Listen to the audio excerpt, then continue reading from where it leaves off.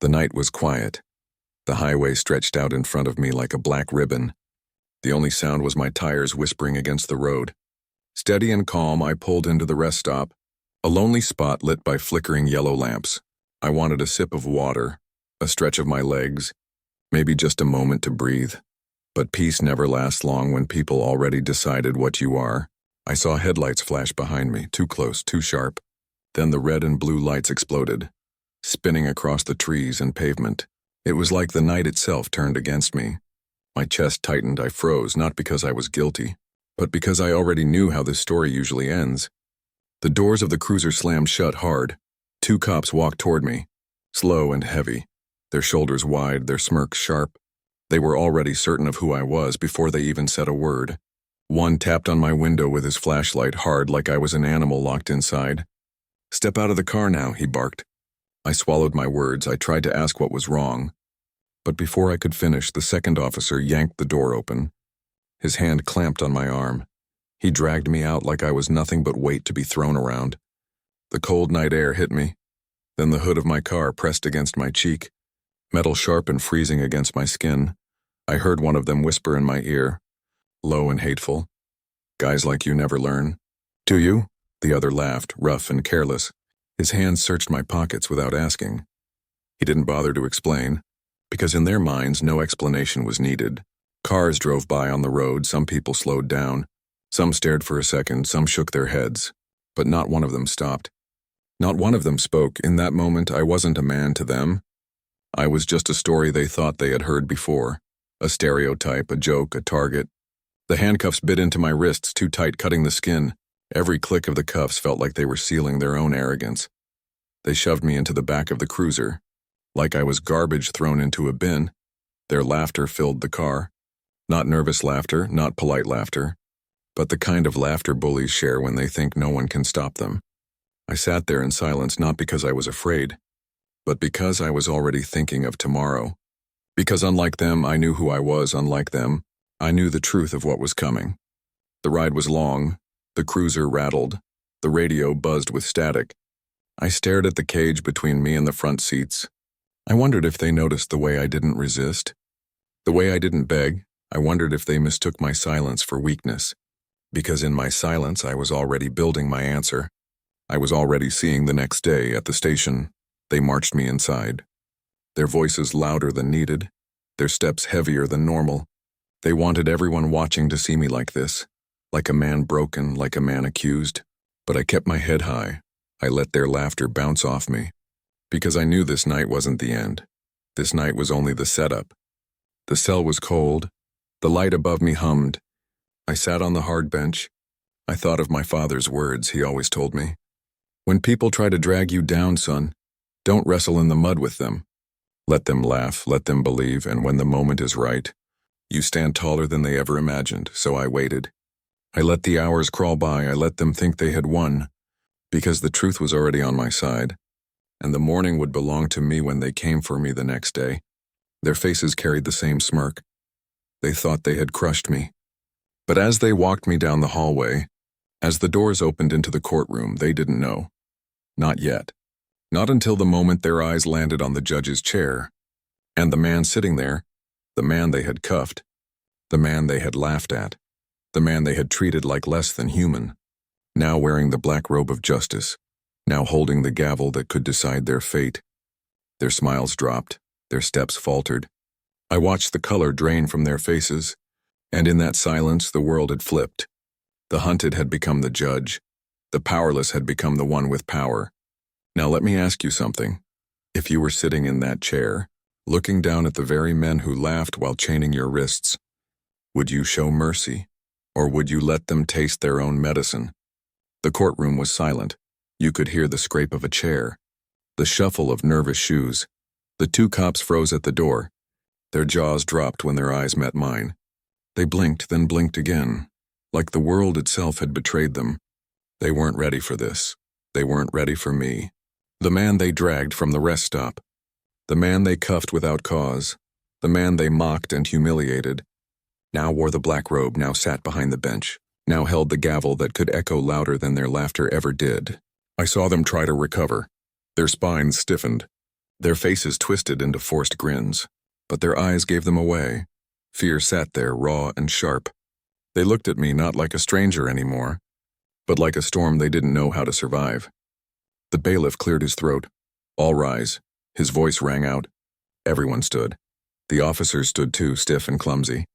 And when I spoke my first words as judge, my voice carried calm, not anger, not hate, just calm. "Be seated," I said. And it was like every seat in that room suddenly weighed 1,000 pounds. The charges were read not against me but against them. Abuse of power, unlawful arrest, harassment.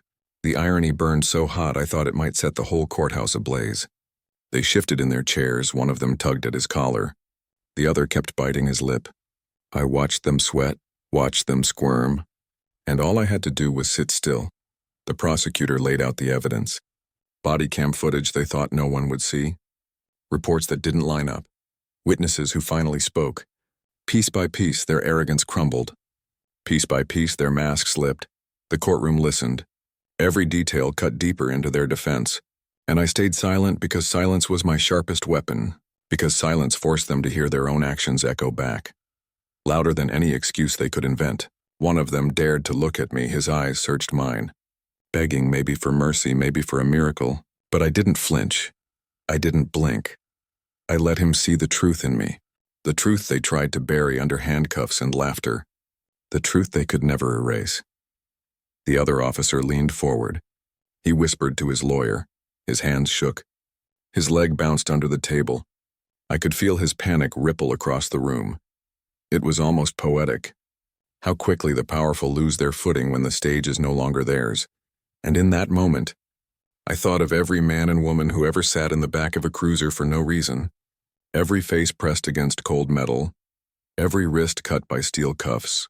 Every voice silenced by smirks and laughter. I thought of them all, and I realized this wasn't just about me, this was bigger. This was justice wearing a new face. The gavel sat heavy in my hand. Every beat of my heart matched its weight. I had the power to swing it down, to strike with it, to send a message so loud it would shake the ground beneath every badge in the state. But I waited, because timing is everything, because sometimes the strongest strike is not the fastest one. The courtroom leaned forward. Everyone wanted to see what I would do.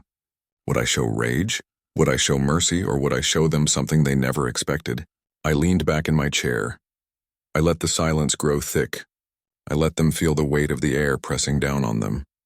And then I spoke, slow and steady. "Tell me, officers," I said, "what do you see when you look at me now?" Their mouths opened. But no words came because there was no answer safe enough. No answer clever enough.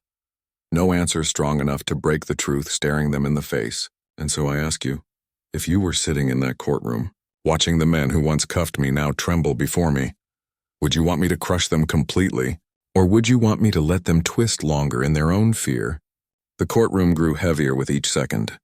The walls themselves felt closer, like the building was leaning in, listening, waiting. The two officers sat frozen, their eyes darting between me and the evidence.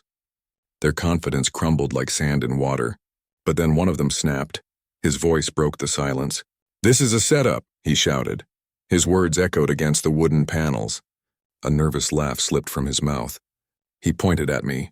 "He can't be impartial. He's the one we arrested." The room gasped. I stayed still. Because his panic was louder than any argument. Because desperation always shows its cracks, the defense lawyer grabbed his arm, whispered at him to calm down.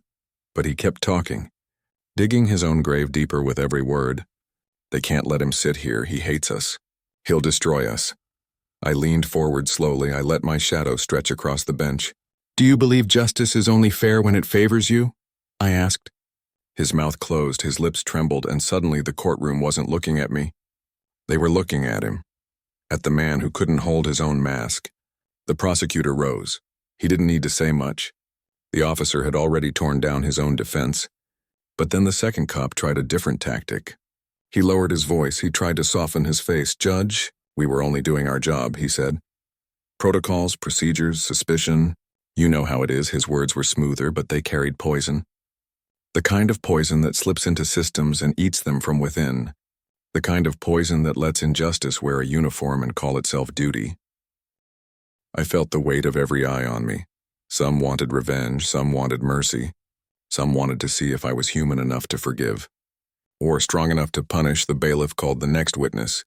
A woman stepped forward.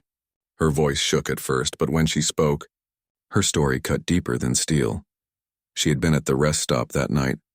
She saw me dragged out, she saw the smirks, the way they pressed me against the hood. She saw how they never even asked my name, only my color, only my silence, and she said it loud enough for the whole courtroom to hear. The cops shifted in their seats, their faces red, their hands clenched. Every word she spoke pulled their armor apart, until they were just men sitting there. Not protectors, not heroes, but men caught naked in the truth. I remembered the cold steel of the cuffs, the way their laughter burned worse than the bruises. And I wondered, was this moment enough? Was truth in the open enough? Or did justice need more than just exposure? My fingers brushed the gavel. I thought of my father's voice again. Stand taller than they ever imagined, he had said. But standing tall can mean many things. It can mean crushing your enemies. Or it can mean holding your power so steady that they drown in the silence they once mocked. The room was silent again, all eyes waiting. My heart steady, my mind sharp, I leaned forward. And I asked them the only question that mattered. Tell me, I said, if you were in my place that night, cuffed for no reason, laughed at, humiliated in front of strangers, would you ever forgive the ones who did it? Or would you demand a price be paid? The silence broke like glass. The two officers shifted in their seats. One stared at the floor. The other clenched his jaw so tight I thought his teeth might crack. The courtroom air buzzed with tension. It was no longer just about me. It was about what their downfall meant for everyone watching. The prosecutor called for more evidence, body cam footage. The screen lit up, and suddenly the courtroom was inside that rest stop. The sound of my voice asking, "What did I do?" The shove, the snap of cuffs, their laughter echoing in the dark. The jury flinched, the audience gasped. Even the defense lawyer pressed his lips together. Because the truth on that screen was undeniable. It was raw. It was cruel. And it was theirs. One officer turned pale. Sweat beaded on his forehead. The other muttered under his breath, anger boiling into desperation. I could see it. The cracks widening between them. They weren't partners anymore. They were two sinking men grabbing at each other, trying to stay afloat. Then it happened. The quieter one leaned forward, his voice low but sharp. "Your Honor, I didn't want to arrest you," he said. His words spilled out fast. It was him. He pushed for it. He ordered me to follow through. The courtroom erupted. Gasps, whispers. The louder officer snapped his head around. "What are you doing?" he hissed, but the damage was done. His own partner had turned the knife. I stayed still. I let the chaos play out. Because sometimes justice doesn't need a hand. Sometimes it tears itself apart. The prosecutor's eyes gleamed. The jury leaned closer. The cracks in their brotherhood split wide open. The second officer slammed his fist on the table. "You coward," he shouted. "You were laughing louder than me." His face twisted red. His hands trembled with rage. The judge's bench felt like a storm tower. From here I could see it all. The way power crumbles when it's built on lies. I thought of the night they dragged me out. How sure they were, how untouchable they felt. And now here they were, tearing at each other like cornered animals. While the world watched, while justice wrote its story in real time, I tapped the gavel. The sound cut through the noise. The courtroom froze. "Order," I said. And for the first time, they listened, their mouths closed, their anger swallowed. Because they realized they weren't the ones in control anymore. I looked at them. Two men in uniform, two men who once held my freedom in their hands, now held nothing but fear, and I wondered which one was worse. The man who started the cruelty, or the man who followed along and laughed. The question burned inside me. It wasn't just about them. It was about everyone who ever stayed silent. Everyone who watched and did nothing. Everyone who let injustice live because speaking up felt too costly. My eyes swept across the courtroom. The jury leaned forward. The spectators held their breath. The officers sat stiff, one shaking, one seething. And then I asked, my voice steady, my words sharp enough to cut. "Tell me," I said, "who is truly guilty? The one who orders cruelty, or the one who follows and laughs while it happens?" The room went still after my question. The jury shifted uncomfortably. The two officers stared at me like cornered prey, one with guilt flooding his eyes, the other with rage boiling over. And I could feel it. the balance of power tilting. Not in their favor anymore. The prosecutor moved closer. He didn't need to argue. The truth was unraveling on its own. But then, something unexpected happened. The defense attorney stood tall. His voice cut through the silence. "Your Honor," he said, "there is more to this than you know." My stomach tightened, his words dripped with confidence. The kind that hides something, the kind that smells of secrets. He held up a folder thick with papers, sealed reports, official stamps. His eyes locked on mine and he smirked as if daring me to ask. I nodded. "Proceed," I said, and he opened the file. Pages slid across the table, marked internal affairs, marked confidential, marked with signatures I recognized. High-ranking signatures, not just officers, but captains, commanders, even a deputy chief. The defense attorney cleared his throat. "These men," he said, pointing at the two cops. They were following a directive. They were not acting alone. This was part of a pattern, a system, and if you punish them, you are ignoring the orders that came from above. The words hit like a hammer. The crowd murmured. The jury exchanged glances, and suddenly, the trial wasn't just about two racist cops. It was about something much bigger, much uglier. A chain of power reaching higher than anyone wanted to admit. I clenched the edge of the bench. Because I knew he was right, not about their innocence, but about the rot running deeper. These men weren't anomalies, they were symptoms.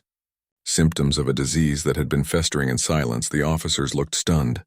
As if even they hadn't expected their lawyer to expose so much, one whispered to the other. Their faces pale, their confidence drained, because now the shield they thought would protect them, the shield of silence and hierarchy, was being stripped away.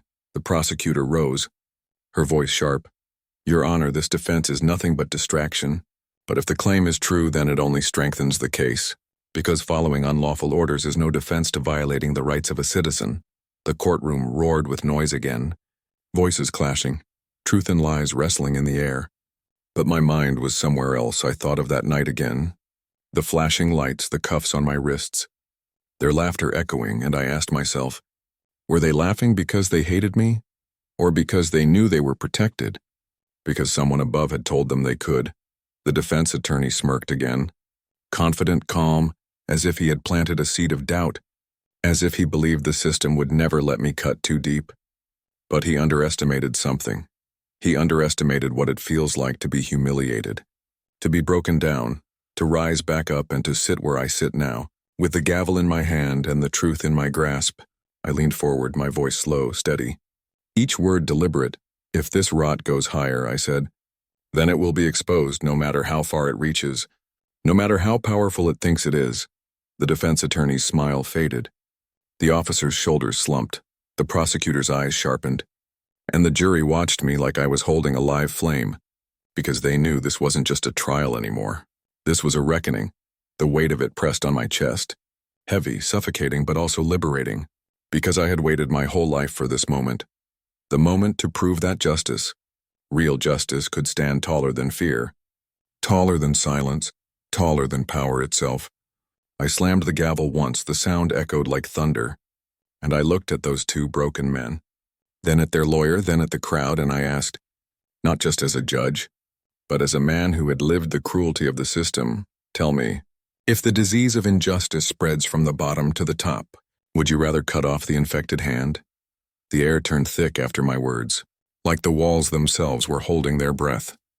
The jury stared wide-eyed, the officers sat frozen, and the defense attorney tried to mask his panic with a smile that no longer fit. But then, the heavy doors at the back of the courtroom creaked open, and in walked a man I knew too well, tall, sharp suit, silver hair, eyes that had ordered more damage than these two cops could ever dream of. A commander, one of the highest-ranking officers in the state, the man whose name I had just seen stamped across those secret files. The crowd gasped, whispers rippled like fire through dry grass, and the prosecutor's face tightened. Because this wasn't procedure, this was power walking in uninvited. This was the system protecting itself. He didn't look at the jury. He didn't look at the prosecutor. He looked only at me, his gaze steady, cold, like a snake measuring the distance before it strikes.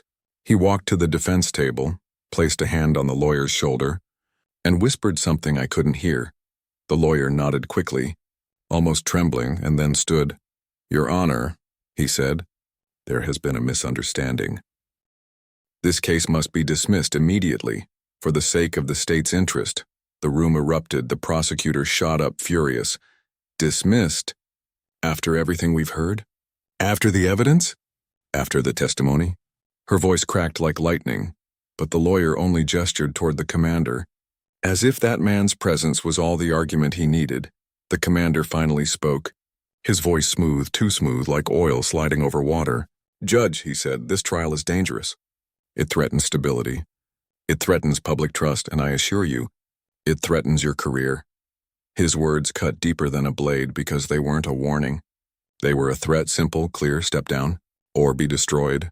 I leaned back in my chair, my pulse drumming in my ears because for a moment, I was back at that rest stop, hands cuffed, face pressed against the hood, their laughter stabbing at my pride. But now it wasn't two officers laughing. It was the whole system sneering, telling me I was still beneath them. The prosecutor slammed her papers, her voice shaking with rage. "This is not justice. This is corruption walking in broad daylight. And we cannot let it win." The jury shifted. Some looked afraid, some looked furious. And I knew they were watching me, waiting to see if I would bow, waiting to see if the judge was still the broken man in cuffs, or something more. I stared at the commander, and for the first time he smirked, like he already knew my answer, like the game was fixed, like the gavel in my hand was nothing but wood against iron. But he didn't know me, not truly, not the years I had carried that night, not the weight of humiliation that had carved itself into my bones, not the fire I had built out of pain, the fire that burned hotter with every sneer. Every threat, every injustice, I gripped the gavel tight, so tight my knuckles ached, and I asked myself, what is the cost of standing tall? And what is the cost of bending? Which one destroys a man more? The commander leaned closer, his whisper just loud enough for me. "Think carefully, because men like me, we never lose." The room fell silent. Every eye on me, every heart pounding with mine. And I thought of one question, one truth that haunted me, one choice that could break everything open. So I looked straight at the jury, at the officers, at the commander, and I said, "If the system itself is on trial, would you rather watch it be cleaned from the inside, or torn apart from the outside, brick by brick, until nothing remains?" The gavel trembled in my hand, the commander's words still echoing. "Men like me, we never lose." But in that moment I realized something. He wasn't talking to me. He was talking to everyone in the room. The jury, the prosecutor, even the people sitting in the back rows holding their breath. He wanted them to believe it, that his power was bigger than truth, bigger than justice, bigger than me. But power is only as strong as the fear that feeds it. And I was done feeding it. I leaned forward, every muscle tight, my voice steady. "Then today you will lose," I said. The commander's smirk faltered. Just a crack, but I saw it. The jury saw it too. The prosecutor stepped closer, her voice like fire. "Your Honor, we have overwhelming evidence, we have testimony, we have truth, and no amount of intimidation can erase that." The defense lawyer stuttered. "But Your Honor, the state demands dismissal." His voice was weak now, like even he didn't believe it anymore, and the jury, their eyes burned with something I had not seen before. Courage, defiance, a hunger for real justice. I raised the gavel high, and brought it down not once but twice. The crack thundered through the courtroom. "The motion to dismiss is denied," I declared.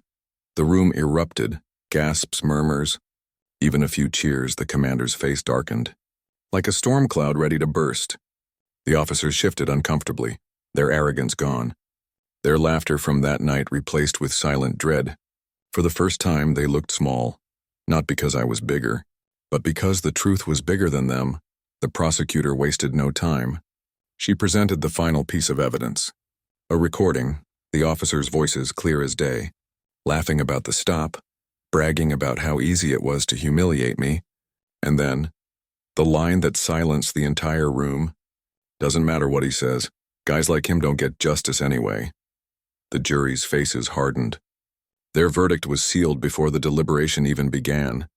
Minutes later they returned, the foreman's voice firm, "Guilty, on all charges." The gavel fell again, and the weight of years lifted from my chest, not just for me, but for everyone who had been cuffed for nothing, mocked for nothing, silenced for nothing.